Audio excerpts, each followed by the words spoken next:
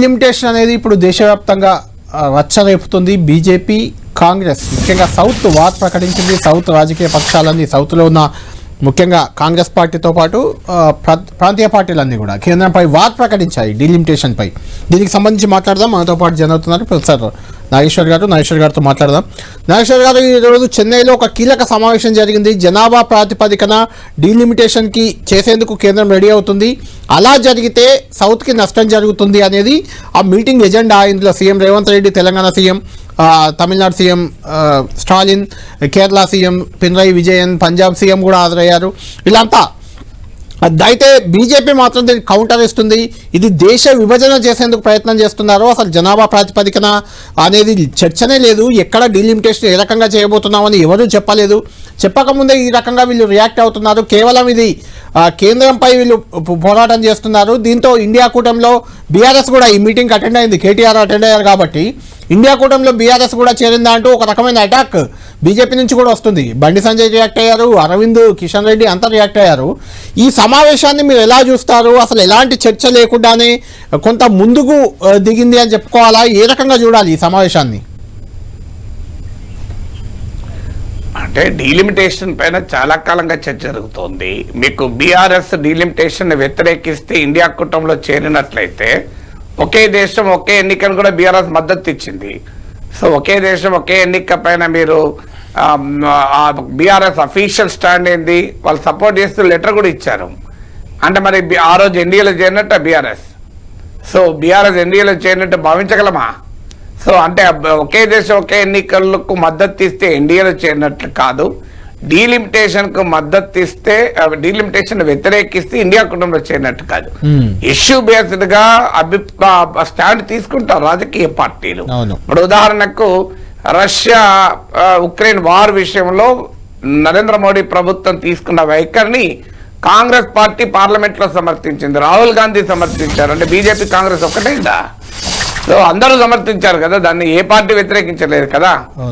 అందువల్ల కొన్ని రకాలైన ఇప్పుడు బీసీలో 42% బిల్లును కాంగ్రెస్ ప్రభుత్వం తీసుకొస్తే బీజేపీ మద్దతు ఇచ్చిందా లేదా? ఎస్సీ వర్గీకరణ కాంగ్రెస్ ప్రభుత్వం చేస్తే బీజేపీ మద్దతు ఇచ్చింది కదా. ఓహో, అంటే బీజేపీ కాంగ్రెస్ కలిసిపోయినట్ట. సో బీఆర్ఎస్ పైన ఈ ఆరోపణ చేస్తున్న బీజేపీ నాయకులు సూటిగా చెప్పాలి, తెలంగాణలో బీజేపీ కాంగ్రెస్ కలిసిపోయినట్టే కదా. ఎందుకంటే రేవంత్ రెడ్డి ప్రభుత్వం కాంగ్రెస్ ప్రభుత్వం కదా పట్టుకొచ్చింది 42% బీసీ రిజర్వేషన్లు, ఎస్సీ వర్గీకరణ. కాంగ్రెస్ ప్రభుత్వం పట్టుకొస్తే బీజేపీ ఎందుకు మద్దతు ఇచ్చింది? ఇవ్వకూడదు కదా. మరి బీజేపీ బీఆర్ఎస్ రెండు మద్దతు ఇచ్చారు, వీళ్ళిద్దరు కలిసారా బీజేపీ బీఆర్ఎస్లు? సో అందువల్ల ఇష్యూ ఇస్ డీలిమిటేషన్. ఇక్కడ డీలిమిటేషన్ అనేది క్లియర్గా సౌత్ ఇండియన్ స్టేట్సే కాదు, పంజాబ్, హిమాచల్ ప్రదేశ్, జమ్మూ కాశ్మీర్, ఉత్తరాఖండ్, హర్యానా, ఒరిస్సా, వెస్ట్ బెంగాల్ కూడా దెబ్బతీస్తున్నది. అందుకే దీనికి మమతా బెనర్జీ అటెండ్ కాకపోయినా మద్దతు ఇచ్చింది. వైఎస్ఆర్ కాంగ్రెస్ ప్రతినిధులు హాజరైనట్టు నేను పత్రికలో చదివాను. అలాగే మీకు జనతా దళ్ ప్రతినిధి అటెండ్ అయ్యారు, పంజాబ్ చీఫ్ మినిస్టర్ అటెండ్ అయ్యాడు. సో అందువల్ల ఇందులో రాజకీయ పరమైనది కాదు, ఇట్స్ అన్ ఇష్యూ. ఒక ఇష్యూ పైన కలుస్తారు కదా. ఇప్పుడు అసెంబ్లీలో బిజినెస్ అడ్వైజర్ కమిటీ మీటింగ్ అన్ని పార్టీలు పోతలేరా? సో అందువల్ల డీలిమిటేషన్ డీలిమిటేషన్ జరిగే తీరు వల్ల దేశం దెబ్బతింటది, విభజన అవుతుంది. దేశ ఐక్యత డీలిమిటేషన్ వ్యతిరేక పోరాటం దేశ ఐక్యత కొరకు. అంటే బీజేపీ అంటుంది రేపు జనాభా ప్రాతిపదికన డీలిమిటేషన్ చేస్తున్నామని ఎక్కడా ఎవరు చెప్పలేదు. చెప్పకముందే ఈ మీటింగ్లు, ఈ హెచ్చరికలు, కేంద్రానికి వార్నింగ్లు, ఇదంతా బీజేపీకి వ్యతిరేక శక్తుల కూటమి ఇదంతా చేస్తుంది అనేది వాళ్ళ ఆరోపణ. ఏ ప్రాతిపదికన చేస్తారు? మరి జనాభా ప్రాతిపదిక కాకపోతే ఏ ప్రాతిపదిక చేస్తారో చెప్పాలి కదా బీజేపీ వాళ్ళు. అసలు ఆర్టికల్ 82 ఆఫ్ ద కాన్స్టిట్యూషన్ చదవండి, ఏమనుంది ఆడ? జనాభా ప్రాతిపదిక ఉంది కదా. ఉంది. బీజేపీ చెప్పాల్సిన అవసరం లేదు, రాజ్యాంగంలో రాసింది కదా. ఆర్టికల్ 82 ప్రకారం ప్రతి జనాభా లెక్కల తర్వాత డీలిమిటేషన్ జరగాలి. 52లో జరిగింది, 63లో జరిగింది, 73లో జరిగింది. 1976లో next round delimitation process begin అవుతున్న సమయంలో ఆ రోజు వ్యతిరేకత రావడం వల్ల 25 ఏళ్ల పాటు దాన్ని వాయిదా వేసింది ఇందిరాగాంధీ ప్రభుత్వం. సో ఇందిరాగాంధీ ప్రభుత్వం 42nd అమెండ్మెంట్ ద్వారా దాన్ని వాయిదా వేసింది. మళ్ళీ 2002లో వాజ్పేయి ప్రభుత్వం వాయిదా వేసింది. అంటే ఇప్పుడు వాజ్పేయి ఇందిరాగాంధీ కలిసిపోయారా? ఓహో బీజేపీ కాంగ్రెస్ కలిసిపోయినట్టు అనుకుందామా? ఎందుకంటే కాంగ్రెస్ ప్రభుత్వం 25 ఏళ్ళ వాయిదా వేస్తే బీజేపీ ప్రభుత్వం మళ్ళీ 25 ఏళ్ళ వాయిదా వేసింది. ఇప్పుడు కూడా అలాంటి వాయిదా వేయాలని డిమాండ్ వస్తుంది. కాంగ్రెస్ ప్రభుత్వం వాయిదా వేసింది. ఇప్పుడు అదే కదా, ఇప్పుడు ఇవాళ ఆమోదించిన తీర్మానం అదే కదా, మరో 25 ఏళ్ల పాటు వాయిదా వేయండి. నేను అడుగుతున్న బీజేపీ సూటి ప్రశ్న ఏంటంటే, ఇందిరాగాంధీ అడుగుజాడల్లో అటల్ బిహారీ వాజ్పేయి నడిచిందని అనుకుందామా? ఇక్కడ 1976 లో ఇందిరాగాంధీ ఏం చేసిందో 2002 లో వాజ్పేయి అదే చేశాడు. అవును. అంటే కాంగ్రెస్ ప్రభుత్వం 25 ఏళ్ళు వాయిదా వేస్తే వాజ్పేయి ప్రభుత్వం 25 ఏళ్ళు వాయిదా వేశాడు. అంటే బీజేపీ కాంగ్రెస్ కూడబలుక్కున్నారా? ఇందిరాగాంధీ అడుగుజాడల్లో వాజ్పేయి నడిచినట్టు అనుకుందామా? సో అందువల్ల 2001లో మళ్ళీ 2026 వరకు వాయిదా వేశారు. అంటే ఇలా ఆర్టికల్ 82 ప్రకారం 2026 తర్వాత వచ్చే జనాభా లెక్కల ఆధారంగా డీలిమిటేషన్ జరగాల్సిందే కదా. అలా జరగదు, మేము చెయ్యము, 1971 సెన్సెసే ప్రాతిపదికగా ఉంటుందని చెప్పమనండి. లేదు అసలు డీలిమిటేషన్ చెయ్యమని అమిత్ షాని చెప్పమని అయిపోతుంది కదా. నరేంద్ర మోడీ ప్రభుత్వం పార్లమెంట్లో ఒక తీర్మానం చేస్తే అయిపోతుంది. మళ్ళీ ఒక కాన్స్టిట్యూషనల్ అమెండ్మెంట్ తీసుకొచ్చి మీరు దీన్ని మరో 25 ఏళ్ల వరకు చేయమని చెప్తే సమస్య అయిపోతుంది కదా. అందువల్ల జనాభా ప్రాతిపదిక చేయకపోతే ఏ ప్రాతిపదిక చేస్తారో చెప్పండి. అంటే నాగేశ్వర్ గారు ఇక్కడ అంటే మిమ్మల్ని అడుగుతున్నాను నేను, మీరే చెప్పండి. ఇప్పుడు జనాభా ప్రాతిపదికన చేస్తే సౌత్కి నష్టం అనేది సౌత్తో పాటు పంజాబ్ అలాంటి రాష్ట్రాలకు కూడా నష్టం జరుగుతుంది. అంటే ఏదైతే జనాభా నియంత్రణ చేశాయో ఆ రాష్ట్రాలకు నష్టం ఉంది కాబట్టి ఏ రకంగా చేస్తే బాగుంటుంది, చేయాలా వద్దా? మిమ్మల్ని అడిగితే మీరేం చెప్తారు? దీనికి చాలా సింపుల్ పరిష్కారం. ఇప్పుడు అమెరికా పరిష్కారం చూడండి. అమెరికాలో హౌస్ ఆఫ్ రిప్రజెంటేటివ్స్ లో 435 సీట్స్ ఉంటుంది. 1913 నుంచి అలాగే ఉన్నాయి నాకు తెలిసినంత వరకు. 1911 సెన్సస్ ప్రకారం అమెరికా జనాభా 9.4 crores. 2024 జనాభా ప్రకారం అమెరికా జనాభా 34 crores.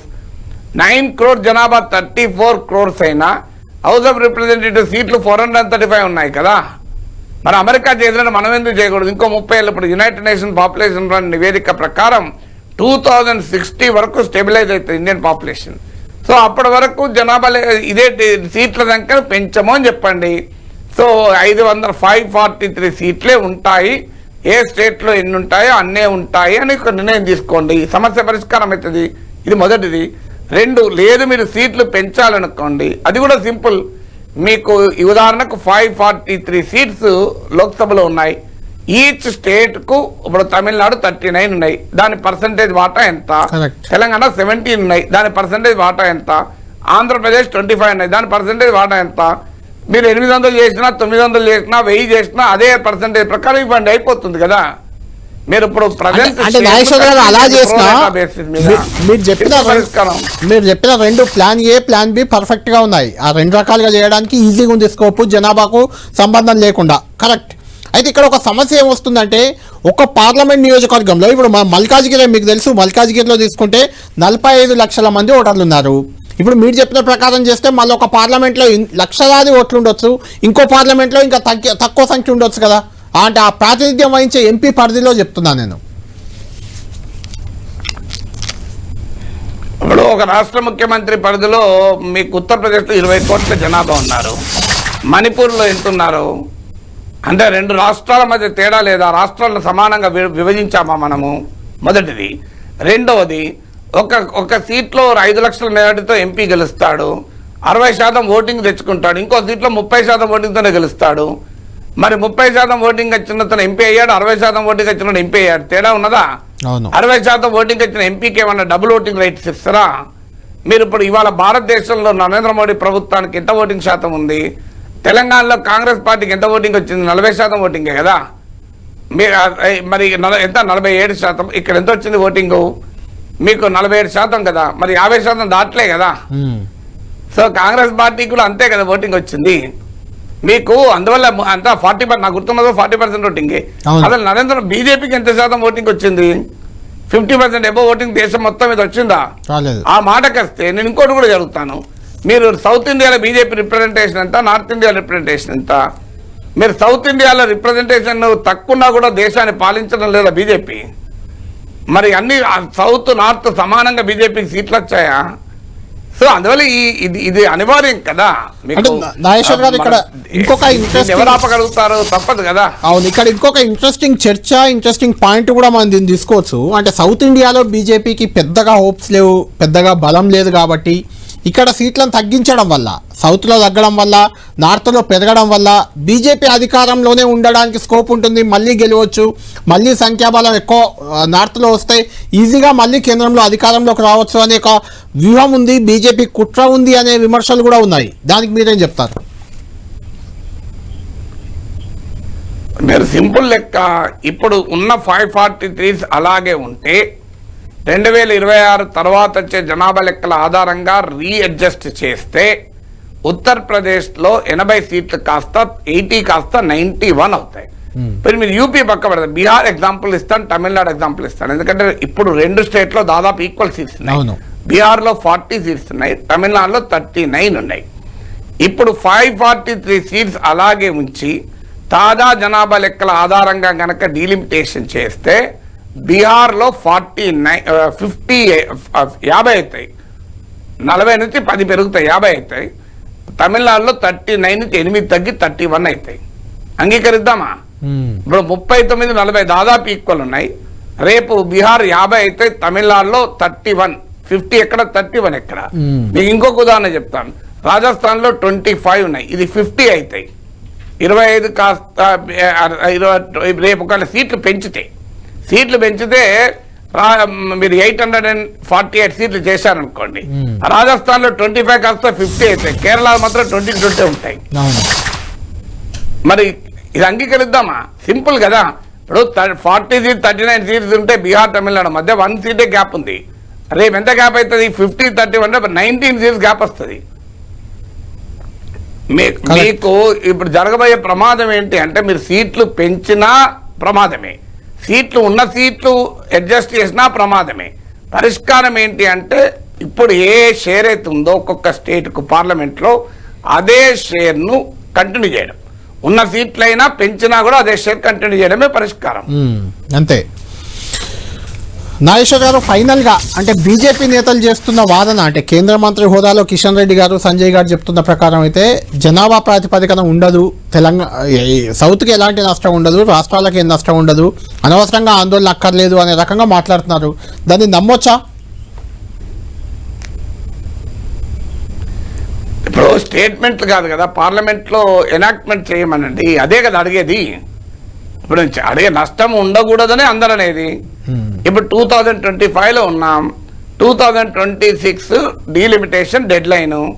సింపుల్ కదా. Let government of India bring A constitutional amendment. Parliament ఇప్పుడు 1976లో 42nd అమెండ్మెంట్ ద్వారా ఇందిరాగాంధీ చేసింది, 25 years వాయిదా వేసింది. 2001-2లో వాజ్పేయి 91st కాన్స్టిట్యూషన్ అమెండ్మెంట్ కంటా, not the best of my memory. So అప్పుడు రాజ్యాంగ సవరణ ద్వారా 25 years పెంచారు. ఇప్పుడు నరేంద్ర మోడీ కూడా రాజ్యాంగ సవరణ ఏదో మరో 25 years పెంచండి. ఈ మీటింగ్లు ఎందుకు జరుగుతాయి? పనిలేక జరుగుతాయా? అంటే నాగేశ్వర్ గారు, ఇక్కడ ఇంకొకటి, ఈ మీటింగ్ అంటే లేదు, మీరు జనాభా చెప్పండి, జనాభా ప్రాతిపదికగా పెంచము అనడానికి ఏంటి బేసిస్ ఏంటి? అవును, మీకు కిషన్ రెడ్డి, బండి సంజయ్ విజ్ఞప్తి ఏంటంటే, అయ్యా మీకు కూడా నష్టం అవుతుంది. అవును, ఇప్పుడు మీకు ఉత్తరప్రదేశ్ లో 80 సీట్స్ కాస్త మీకు 91 అవుతాయి, ఇదే సీట్లు ఉంటాయి. మరి తెలంగాణలో తగ్గుతాయి, ఆంధ్రాలో తగ్గుతాయి కదా, మీకే నష్టం కదా. అవును. అంటే ఇక్కడ ఇంకొక ప్రధాన విమర్శ, పెరిగితే బ్రహ్మాండంగా పనిచేసుకోవచ్చు కదా. నాగేశ్వర్ గారు, ఇంకొక విమర్శ బీజేపీ నుంచి వస్తుంది ఏంటంటే, అంటే మనం కూడా మాట్లాడుకోవాలి, సౌత్ ఇండియా రాజకీయ పక్షాలు, కాంగ్రెస్ కూడా ఉంది అందులో, సౌత్ ఇండియాలో బలంగా ఉన్న ప్రాంతీయ పార్టీలన్నీ ఈ చెన్నై మీటింగ్ హాజరయ్యాయి. నెక్స్ట్ మంత్ హైదరాబాద్లో కూడా భారీ బహిరంగ సభ ఏదో పెట్టబోతున్నారు ఈ డీలిమిటేషన్ రిలేటెడ్గానే. అంటే సౌత్ ఇండియా యూనిటీ అనేది డీలిమిటేషన్ వరకే పరిమితం అవుతుందా, లేకుంటే ఇంకా కొన్ని ముందు హిందీ చూసాం, హిందీ భాషను బలవంతంగా రుద్దే ప్రయత్నం చేస్తున్నారని, అక్కడ రూపాయిని కూడా మార్చేశారు సింబల్, ఏదో తమిళనాడులో వాళ్ళ లోకల్ తమిళ్లో పెట్టుకున్నారు రూపాయి సింబల్ని కూడా. అలాంటి కొత్త డిమాండ్లు వస్తాయా? వస్తే నిజంగా అది అంటే అరవింద్ చేసిన వ్యాఖ్య దేశ విభజనకు దారితీసేలా వీళ్ళ వ్యవహార శైలి ఉంది అంటున్నారు. ఇప్పుడు న్యాయం అడిగితే దేశ విభజన ఎలా అవుతుంది నాకు చెప్పండి. మీరు అమిత్ షా భారతీయ ఆత్మ హిందీ అన్నాడు. భారతీయ ఆత్మ హిందీ ఆత్మ ఒకటే ఉంటది కదా. నా శరీరంలో మాత్రం ఆత్మ ఒకటే ఉంటుంది. అవును. ఎవరైనా శరీరంలో 2-3 ఆత్మలు ఉంటాయో చెప్పండి. నాకు తెలిసినంత వరకు నేను చదివిన వేదాంతం ప్రకారం ఆత్మ ఒకటే ఉంటది. సో అంటే భారతీయ ఆత్మ హిందీ అన్నాడు. మరి ఏంటి మా తెలుగు ప్రేతాత్మనా? తమిళానికి ఆ భారతీయ ఆత్మలో చోటు లేదా? అసలు రాజ్యాంగంలో ఎక్కడన్నా జాతీయ భాష అన్న పదం ఉందా? రాజ్యాంగంలో ఉన్నదల్లా అధికార భాష. తర్వాత కాన్స్టిట్యూషనల్ రికగ్నైజ్ లాంగ్వేజెస్. పోనీయండి, దేశ సమైక్యత గురించి మాట్లాడే బీజేపీ నేతలు యోగి ఆదిత్యనాథ్ చెప్పండి అయ్యా, అక్కడ ఎందుకు త్రిభాషా సూత్రం అమలు అవుతలేదు? యూపీలో త్రిభాషా సూత్రం అమలవుతుందా? వాళ్ళు ఇంగ్లీష్ హిందీ తప్ప ఇంకో భాష నేర్చుకుంటలేరు కదా. తెలుగు నేర్చుకోమనండి, తమిళ్ నేర్చుకోమనండి, మలయాళం నేర్చుకోమనండి. అంటే సౌత్ ఇండియన్ వాళ్ళు మాత్రం బలవంతంగా హిందీ నేర్చుకోవాలి. హిందీ భాష మాట్లాడే ప్రజలు మాత్రం పొరపాటున కూడా వేరే భాష నేర్చుకోరా? 40 ఏళ్ళు 50 ఏళ్ళు హైదరాబాద్ లో ఉండే నార్త్ ఇండియన్స్ చూడండి మీరు, హిందీ రాష్ట్రాలు పొరపాటున కూడా ఇద్దరు తెలుగు మాట్లాడరు. 40-50 ఏళ్ళ నుండి తెలంగాణ గడ్డ మీద సంపాదించుకుంటూ గాలి పీలుస్తూ నీరు తాగుతూ తెలుగు భాషను గౌరవించరా? మీరు చూడండి, ఎవరైనా మార్వాడి ఇలా కాలనీకి వెళ్ళండి, తెలుగు మాట్లాడతారా? వాళ్ళు వచ్చినా మాట్లాడరు. 40-50 ఏళ్ళు ఇక్కడే ఉన్నారు కదా. ఇప్పుడు మనమేమో ఢిల్లీ పోతే తెలుగు మాట్లాడుకున్నామా? హైదరాబాద్ లో మీ నువ్వు నేను కలిసిన కళ్యాణ్ కైసాయ్ అంటాం. అయితే నాగేశ్వర్ గారు అదే ఫైనల్ గా చెప్పండి, హిందీ వాళ్ళకి అవసరం లేదా? అంటే ఇది డీలిమిటేషన్ భాష వరకే పరిమితం అవుతుందా? సౌత్ ఇండియా తమ హక్కుల కోసం ఇంకా ముందు ఏమైనా ఆందోళనలు ఉద్యమాలు ఇంకా పెంచే అవకాశం మీకు కనిపిస్తుందా?